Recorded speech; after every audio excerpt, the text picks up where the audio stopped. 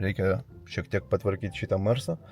Atvažiavau į degalinę ir vakar čia buvo klaida užsidegus, kad su kataliku kažkas yra užsiteršęs ir aš nežinau. Žodžiu, kažkas jam nepatiko, bet aišku dabar tas klaidos nėra. Užlėkiau į mūsų mėgstamiausią parduotuvę Hado.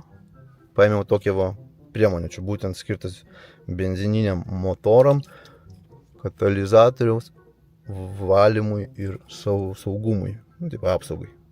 Tai vat, tai dabar perskaičiau, kad reikia įpilti 500 litrų kūro, bagas dabar kaip tik tuščias beveik, užpilsim kūrą, užpilsim ant viršaus šito dalyko ir galima